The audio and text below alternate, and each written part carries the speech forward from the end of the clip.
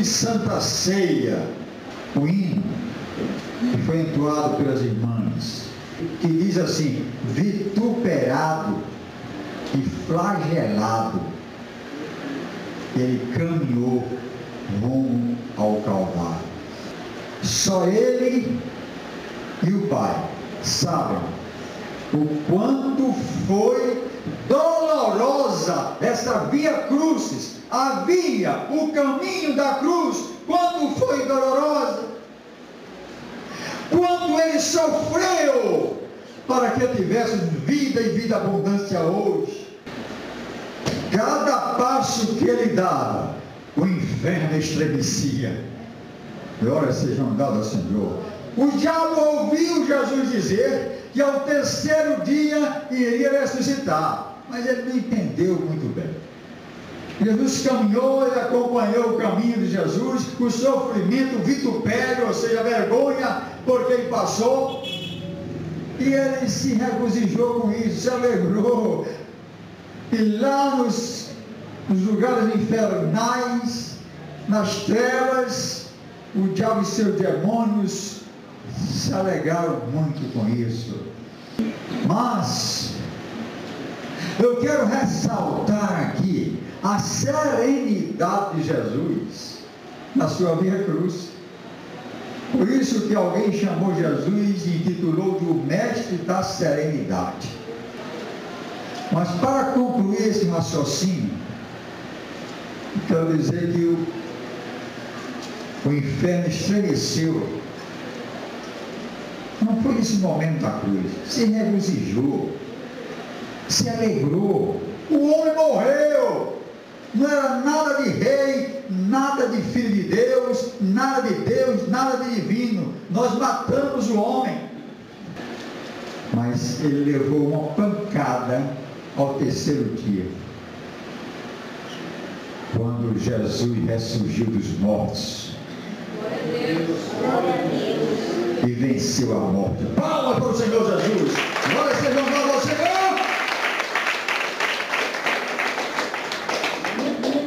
Foi uma verdadeira pancada, foi uma tristeza geral para o diabo e seus demônios. Evangelho segundo São Marcos, capítulo 14, versículo 12. Vamos meditar aqui como foi os últimos momentos, a noite anterior, o dia anterior à prisão de Jesus. E diz assim a palavra do Senhor: e no primeiro dia dos pães asmos, quando sacrificavam a Páscoa, disseram-lhe os discípulos: aonde queres que vamos fazer os preparativos para comer a Páscoa? E enviou 2 dos seus discípulos e disse-lhes: ide à cidade, e um homem que leva um cântaro d'água vos encontrará. Acompanhe este homem.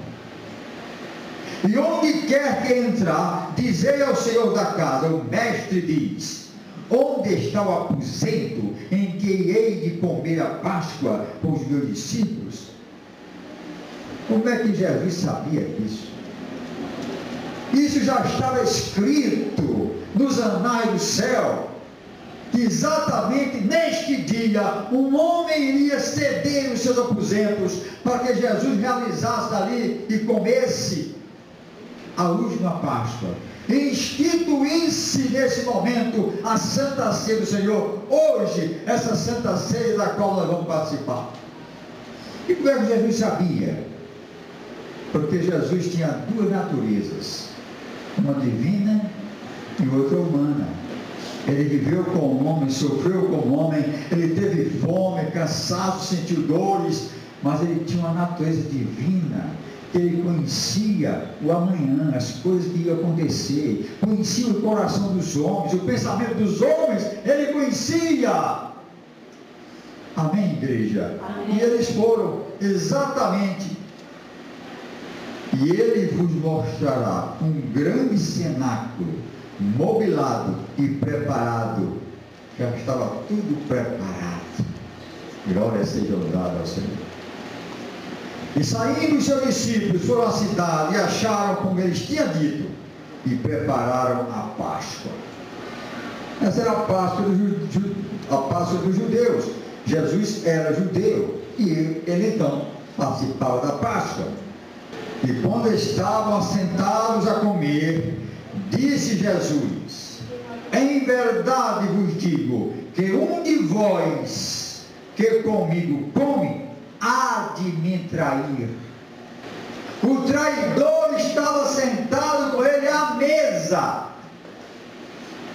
ao lado, e passou mais de 3 anos convivendo com Jesus, andando com Jesus, ouvindo a Jesus.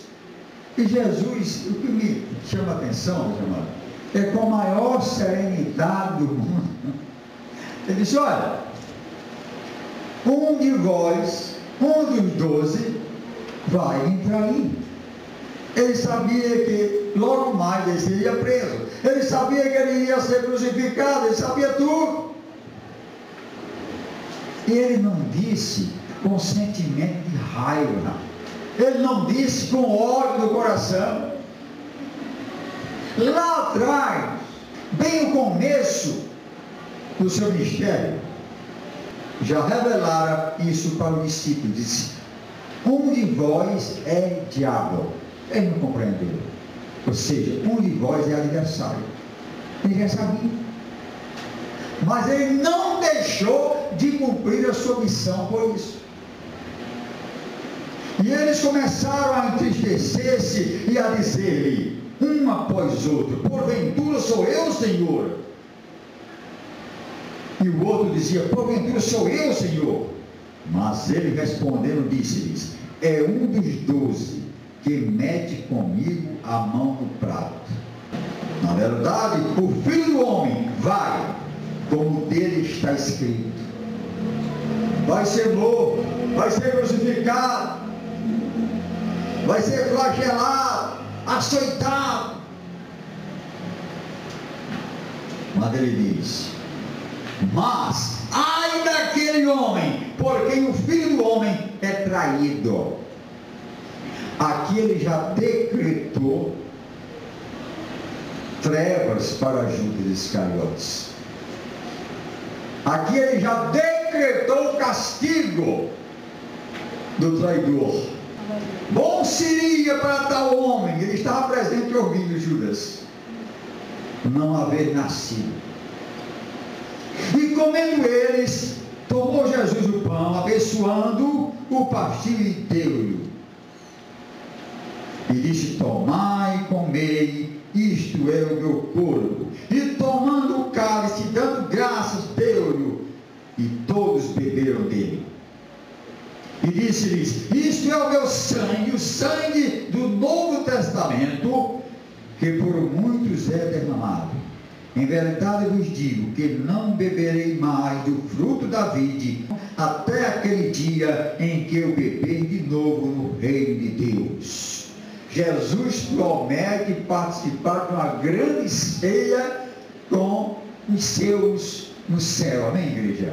Ele promete: naquele dia não beberei mais convosco, mas lá no céu, na glória, quando eu vier buscar a minha igreja e estivermos juntos na glória, nós vamos participar de um grande banquete da nossa Senhora. Palmas para o Senhor Jesus. Glória seja para o Senhor.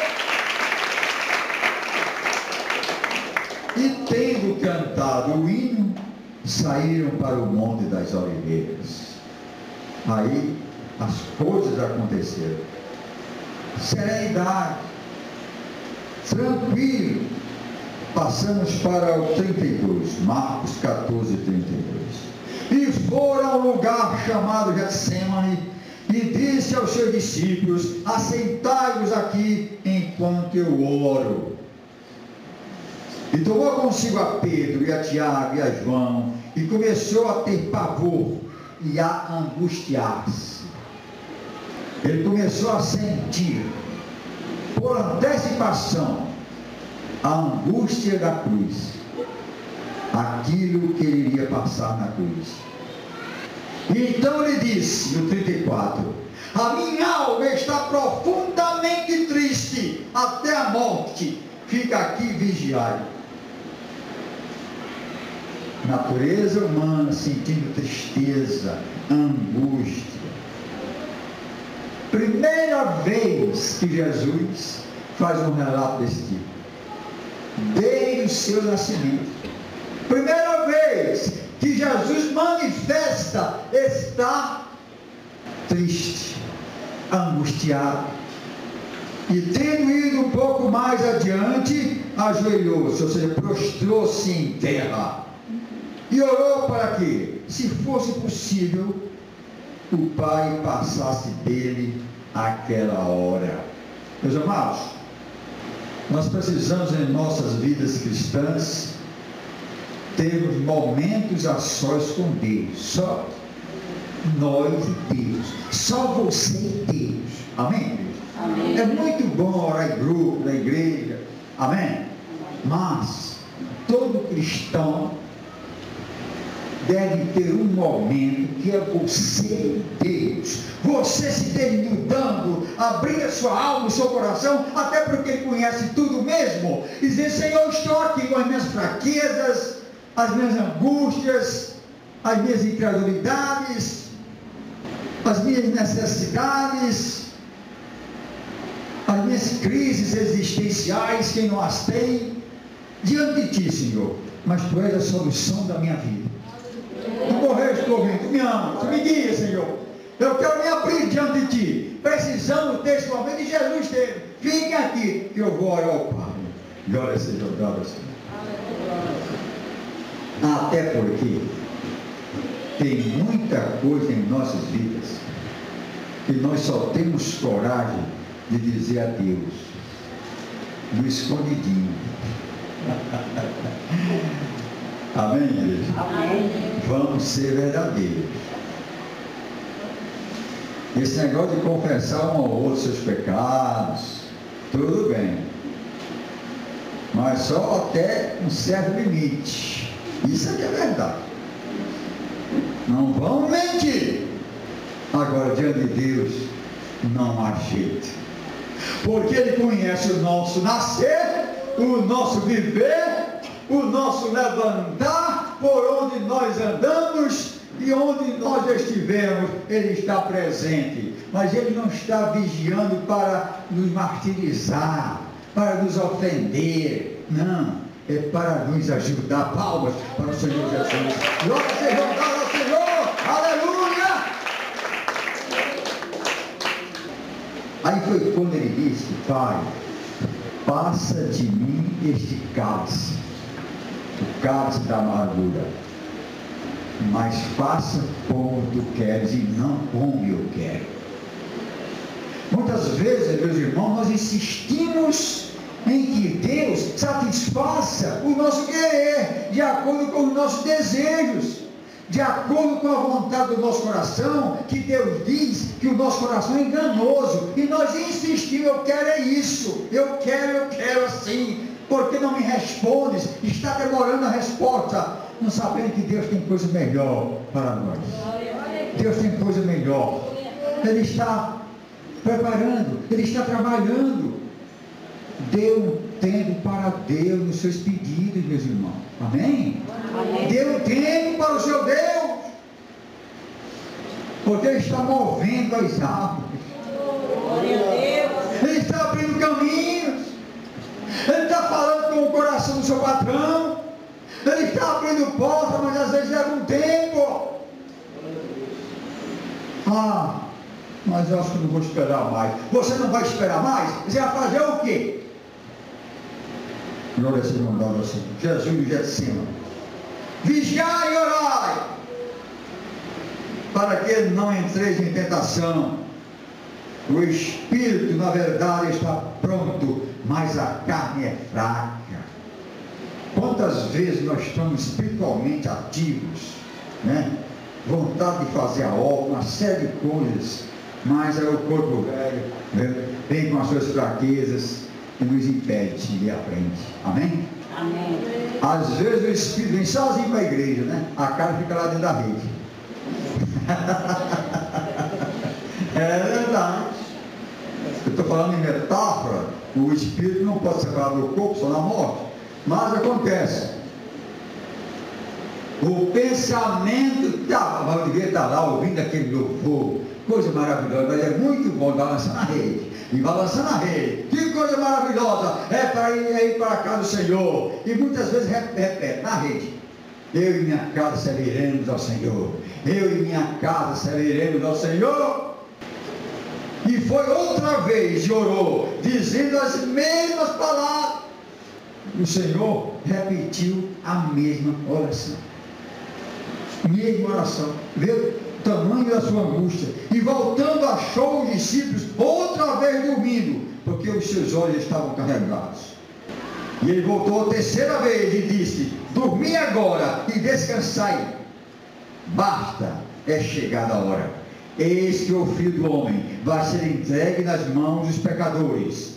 Levantai-vos, vamos, eis que está perto quem me trai. Ali não estava Judas.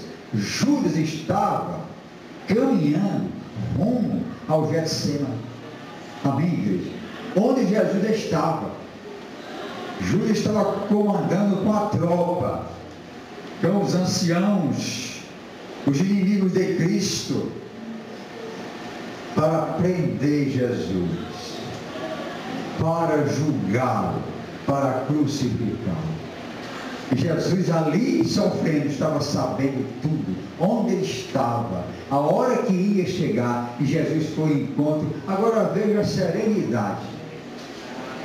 Jesus não arrebanhou os seus discípulos: agora vamos enfrentá-los, porque eu posso enfrentá-los. Não, essa é a minha missão. Jesus cumpriu a sua missão.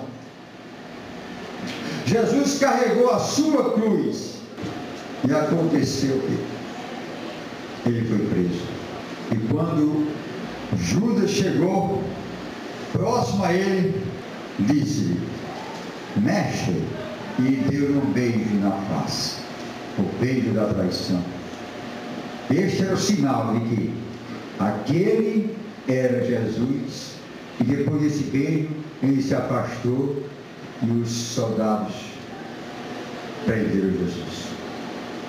Lançaram-lhe as mãos e o prenderam. E um dos que ali estavam presentes, puxando a espada, feriu o servo do sacerdote e cortou-lhe a orelha. E respondendo, Jesus disse: saístes com espadas e varapaus a prender-me, como um salteador, como um bandido? Ora, todos os dias eu estava convosco, ensinando no templo, e não me prendestes. Mas isto é para que as Escrituras sejam cumpridas. Amém, igreja? Amém. Glórias sejam dadas, Senhor. É esse Jesus que nós apresentamos hoje na Santa Ceia do Senhor. Até porque ele diz na instituição da Santa Ceia que esse ato de comer o pão e beber o vinho é para que nós possamos nos lembrar da sua morte, do seu flagelo, porque foi na cruz que ele venceu a morte, e foi na cruz que nós conseguimos a nossa vitória. Talvez alguns aqui não tenham ainda refletido a respeito de tanto sofrimento por nós. A cruz seria nossa, nós é que deveríamos ser crucificados, os pecadores. Mas Deus traçou esse plano de salvação, como diz bem em João 3,16. Houve essa morte, porque Jesus, como um cordeiro, se sacrificou e derramou seu sangue. Por quê? Unicamente por isso. Vamos ler João 3,16. Porque Deus amou o mundo de tal maneira que deu o seu Filho unigênito, para que todo aquele que nele crê não pereça, mas tenha a vida eterna, tenha a salvação. Você crê em Jesus Cristo? Se crê, você tem a salvação. Você já fez a confissão dizendo: Senhor, eu reconheço que tu és Senhor da minha vida. Romanos 10, 9. Olha aqui: se com a tua boca confessares ao Senhor Jesus, dizer que Ele é Senhor, e com sinceridade de coração creres que Deus o ressuscitou dos mortos, serás salvo. Você já fez a confissão?